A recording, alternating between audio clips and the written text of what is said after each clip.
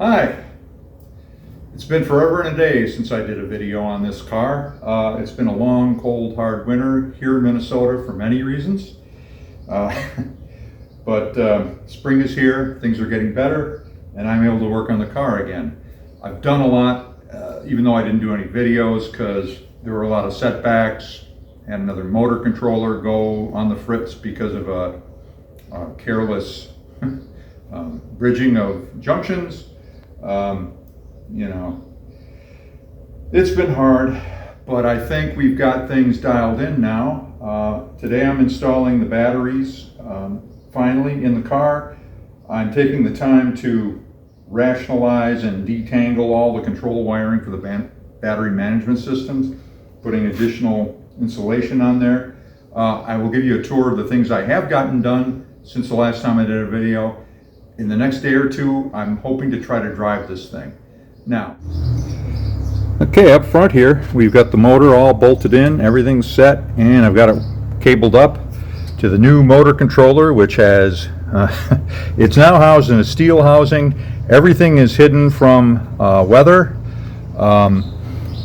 There is the rationalized and cleaned up throttle controller, which feeds the Arduino box. There's circuitry in there that sends the signal to the motor controller, which has a great big honking IGBT in it.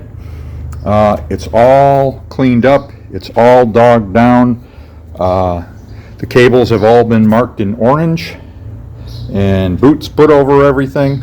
I still want to put some kind of fiberglass screen to hide the brushes from abuse and damage, but for the test drive I'm not going to do that. Again, we've got a vacuum generator to run the brakes.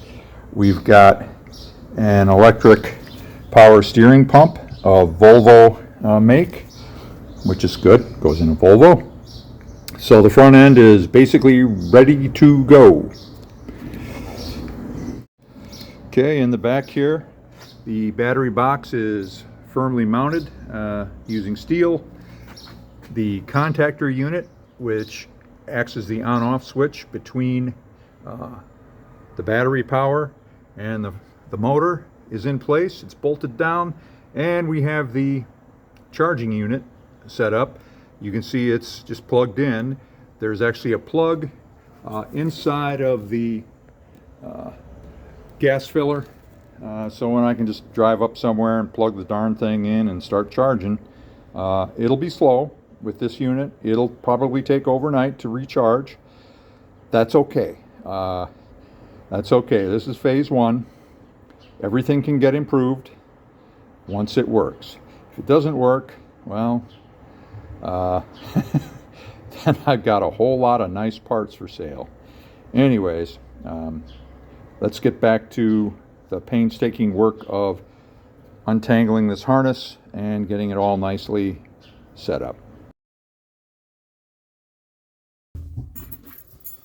Okay, here we go. Put neutral, power on. Contactors engaged. All right, we should have power now. Neutral. Okay, motor's turning over in neutral. Good. Reverse. Here we go.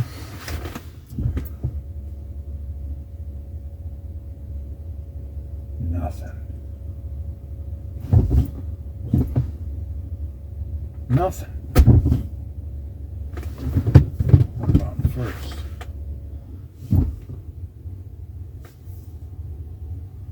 Nothing.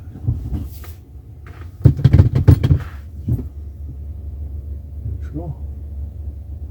Motor's turning over.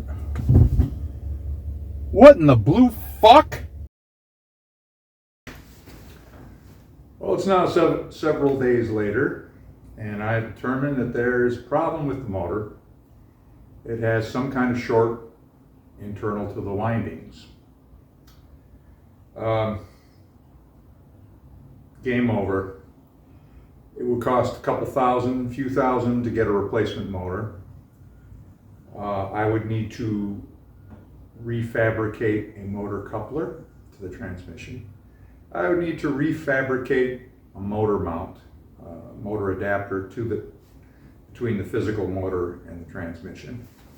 I would need to refabricate some kind of bracketry on the passenger side where the axle needs to be attached to something and to the back of the motor. We're talking 50 to 100 hours of labor and several $1,000s, and I think we're done. You probably saw some foreshadowing earlier in this video where I was saying, I don't know if this is going to work. Well, I think somehow something was trying to tell me something. But anyways, I don't consider this a failure. I've learned a ton of stuff. I've learned how to weld competently, not beautifully, but competently. I have taken control circuitry, physical inputs to an Arduino, wrote the code for outputs to a physical electronic interface that I designed and built that then sent commands to a motor, end to end. I'd never done that before, so now I have all this knowledge going forward to whatever my next project's going to be. What else did I learn? No, it doesn't matter. I had a lot of entertaining hours spent, distracted me from a high pressure job and kept me happy on the weekends. And I'm ready to do something else. So I'll be selling off parts, selling off this roller chassis to somebody. All in all, it's been fun. So what the hell? In the end, the journey is what's important, not necessarily the result. So when I settle on my next project, if it is video worthy, you can watch this space. Something may come up. I've been thinking a rally car might be fun, done on the cheap. Probably have a higher percentage or higher probability of success too, since I'd be sticking with internal combustion. But anyways, thanks for watching. Appreciate it, and keep the shiny side up.